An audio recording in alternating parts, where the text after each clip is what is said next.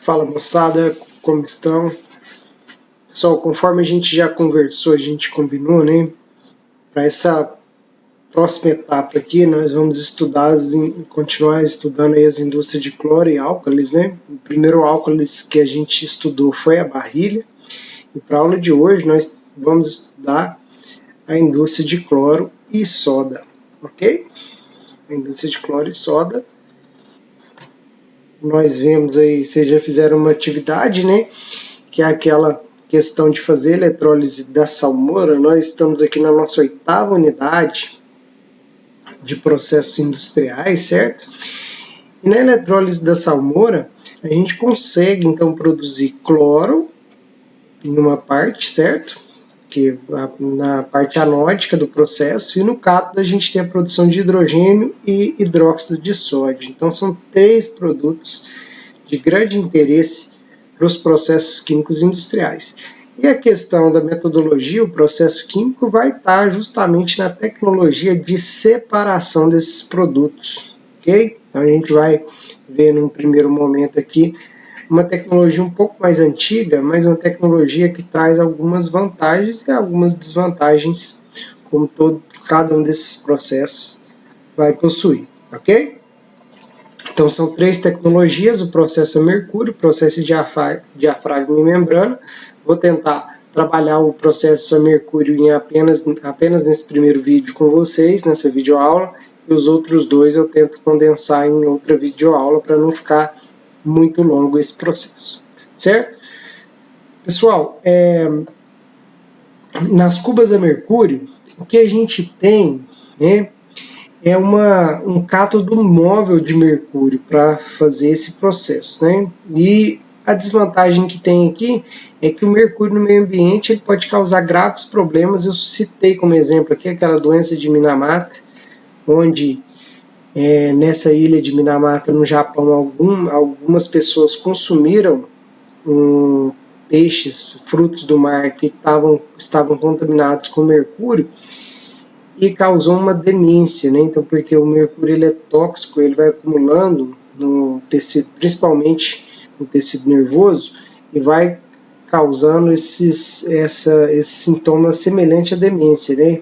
E aí o pessoal denominou isso aí como doença de Minamata, porque foi comum, foi devido a um vazamento de mercúrio que teve lá na região, e os peixes alimentando desse resíduo, entrando na cadeia alimentar aí dos peixes, né? O ser humano, na hora de fazer esse consumo, tinha esse contato com o mercúrio, que é muito tóxico, né?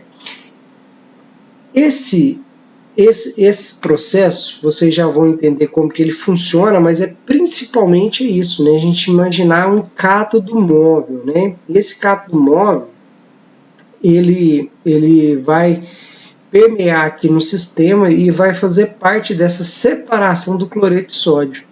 A gente vai entender isso aí melhor, né? E o ânodo, onde tem a produção do cloro, ele é um ânodo de titânio recoberto de platina, ou seja, os metais inertes, né? São ânodos inertes. Já o mercúrio, ele não é inerte, ele vai participar aqui das eletrólises, vocês vão entender isso daí, certo? E a célula, então, eletrolítica, ela vai ter o preenchimento de cloreto de sódio, que é o componente principal da salmoura, e depois vai ter a separação aí nos produtos. Então a gente tem aqui a produção de cloro e a produção de um amálgama. Ah, mas produziu só o cloro, não produziu hidrogênio nem hidróxido de sódio. Por quê? Porque esse processo, gente, ele divide então em 2 eletrólises. A gente tem uma eletrólise para produzir amálgama e cloro, a primeira.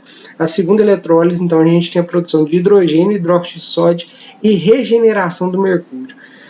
Então, se o mercúrio é regenerado, se o processo não tiver vazamento, não tem risco? Sim, né? A grande questão é essa, né? É controlar o mercúrio aí nesse processo para não ocorrer vazamento, não ocorrer contaminação de produtos, ok? Então é isso, está aqui um exemplo, aqui uma imagem retirada aí pelo Google Imagens, a gente consegue obter esse exemplo aqui de diversas células eletrolisadoras, certo?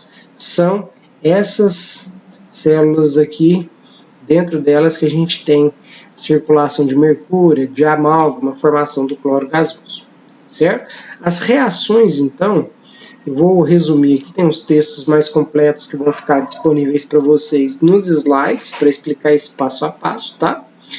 Mas, através aqui das reações, eu acho que fica bem tranquilo de vocês entenderem o que ocorre, né?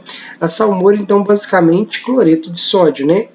Esse cloreto de sódio, aqui representado pelo 2Cl, 2Na, né? 2NaCl, no primeiro momento, então, ele passa por pelo eletrolisador, né?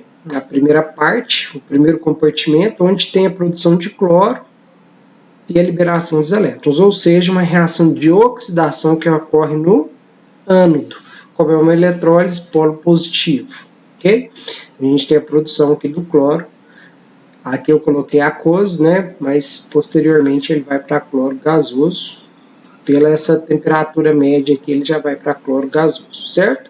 E o sódio presente na salmoura, ele vai ser convertido para amálgama. E aqui a gente tem então uma reação de redução, sódio e mercúrio formando um amálgama, que é uma mistura aí de metais, ok?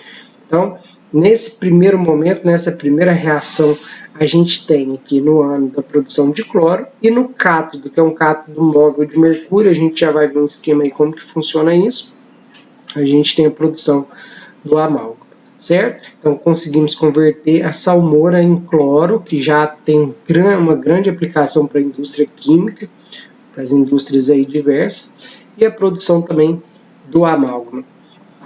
Produzir o amálgama, ele vai fluir para um segundo compartimento, que é o conversor, né? Nesse equipamento, a gente tem, então, a oxidação do amálgama, olha lá, o amálgama vai voltar a ser sódio e o cátion sódio, né? O mercúrio metálico e os dois elétrons.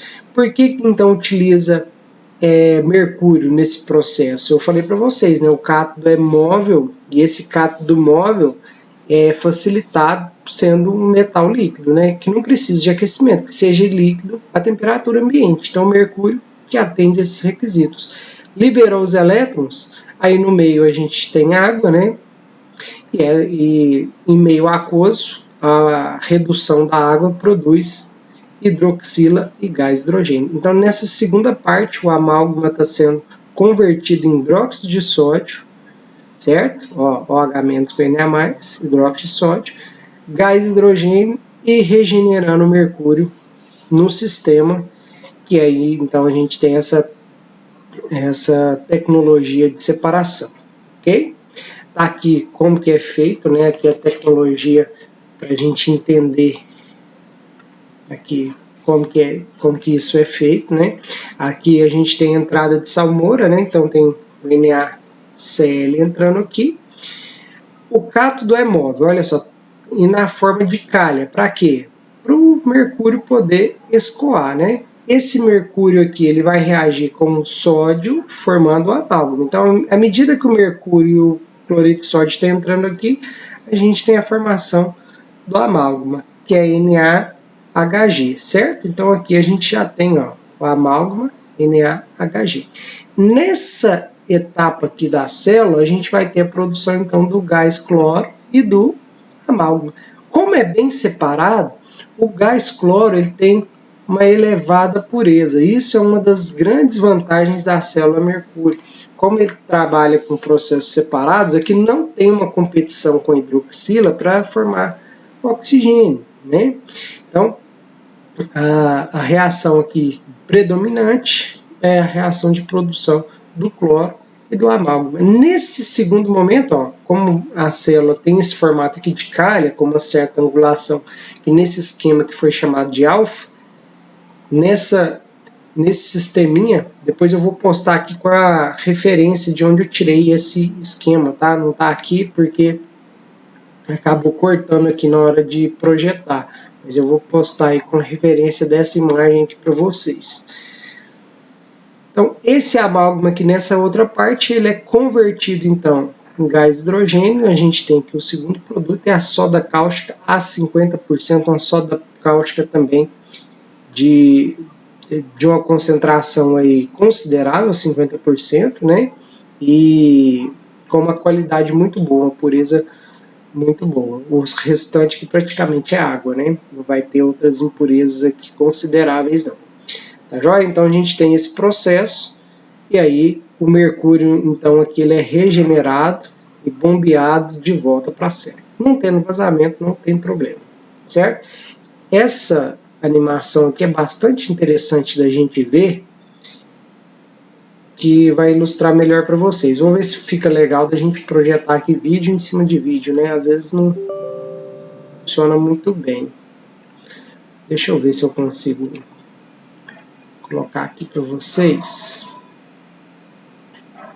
Olha só.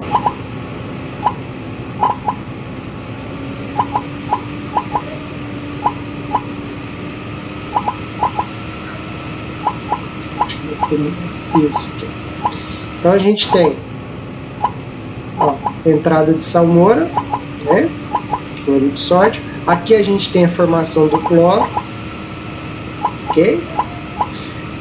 A formação do amálgama, caindo aqui na segunda etapa, aqui onde o amálgama está sendo convertido para mercúrio.